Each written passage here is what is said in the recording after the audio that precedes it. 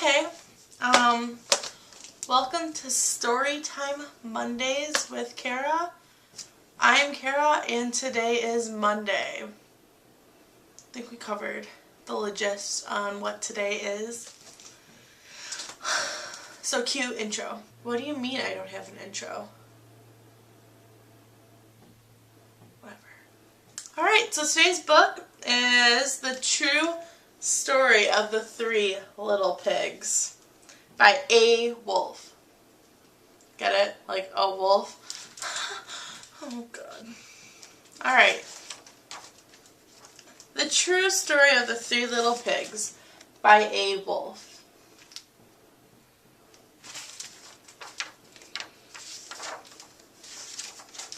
Everybody knows the story of the Three Little Pigs, or at least they think they do. But I'll let you in on a little secret. Nobody knows the real story because nobody's heard my side of the story.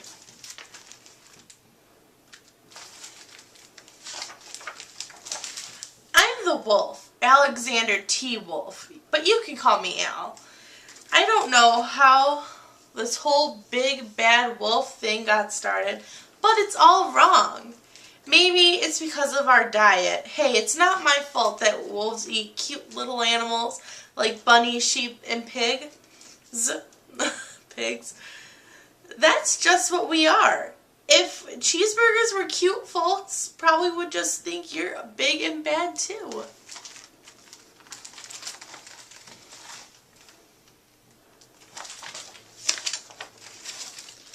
But like I was saying, the whole big bad wolf thing is all wrong.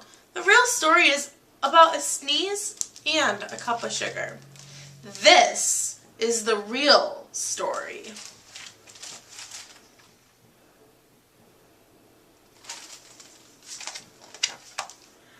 Way back in Once Upon a Time, I was baking a birthday cake for my dear old granny. I had a terrible sneezing cough and I ran out of sugar.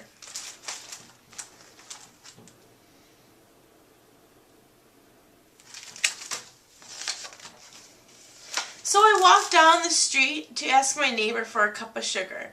Now this neighbor was a pig and he wasn't too bright either. He built his house out of straw. Can you believe it? I mean, who in his right mind would build a house out of straw?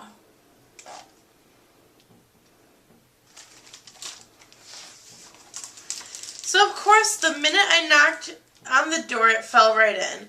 I didn't want to just walk in on someone else's house, so I called, little pig, are you in? No answer. I was about to go home without a cup of sugar. I was just about to go home without the cup of sugar for my dear old granny's cake. But then a noise started to itch. I felt a sneeze coming on. Well, I huffed and I snuffed. I wonder what's going to happen.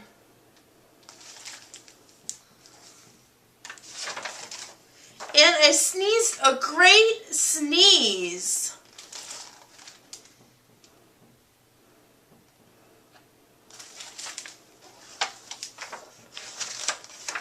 And you know what? That whole darn straw house fell right in. And right in the middle of the pile of straw was the first little pig, dead as a doornail. He had been home for the whole time. It seemed like a shame to leave a perfectly good ham dinner lying there in straw, so I ate it up. I think of it as a big cheeseburger just laying there.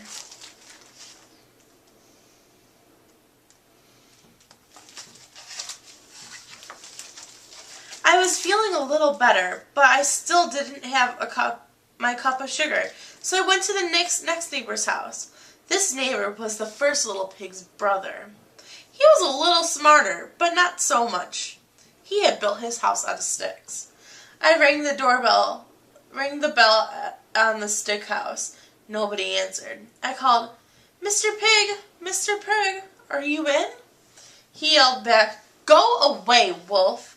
You can't come in. I'm shaving the hairs on my chinny chin chin.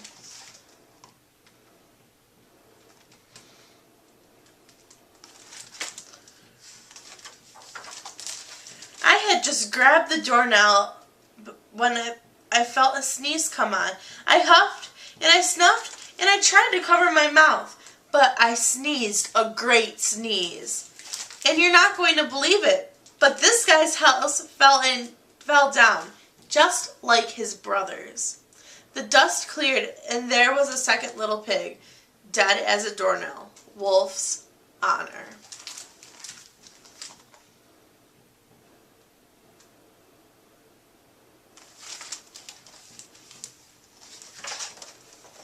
Now, you know how food will spoil if you just leave it out in the open, so I did the only thing there was to do. I had dinner again. Think of it as a second helping. I was getting awfully full, but my cold was feeling a little bit better, and I still haven't gotten that cup of sugar for my dear old granny's birthday cake. So I went to the next house. This guy was the first and second little pig's brother. He must have been the brains of the family because he built his house out of bricks. I knocked on the brick house. No answer. I called, "Mr. Pig, Mr. Pig, are you in?" And do you know what happened? That rude little porker answered, "Get out of here, Wolf. Don't bother me again." Sounds like the third little pig was a real jerk. What do you think, Steve? Steve agrees.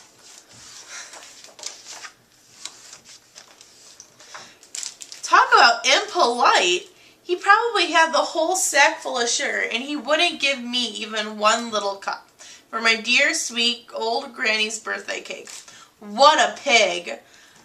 I was just about to go home and maybe make a nice cake birthday card instead of a cake when I felt my cold coming on. I huffed and I snuffed and I sneezed once again. Then the third little pig yelled, "And your granny can sit on a pin."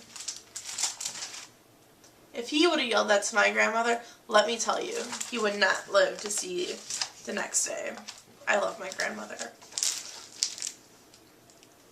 Now, I'm usually a pretty calm fellow, but when somebody talks about my granny like that, I go a little crazy. When the cops drove up, of course, I was trying to break down this pig's door, and the whole time I was huffing and puffing and sneezing and making a real scene.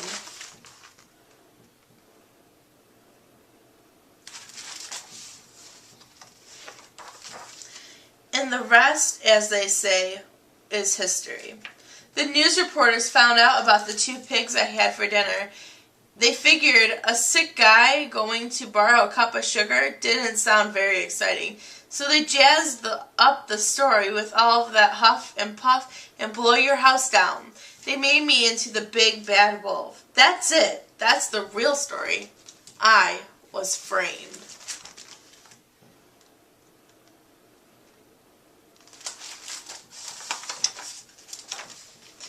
But maybe you could loan me a cup of sugar? Thought end. Did you guys like that book? This is a very popular book. I read it in a couple of my field placements last year for elementary kids. Steve over here, next to the bamboo plant, agrees. He really likes the book. So if you like the book, put it in the comments below and put down any suggestions on what kind of storybooks you would like me to read for Mondays. Because Mondays, that's going to be a new thing, is Storybook Monday. Nighttime story, nap time. Kara will read you a story every Monday for the rest of the year. So please feel free to leave comments below saying what kind of book you want to hear. And I will try to make that happen. I'll see you all tomorrow. Have a good night.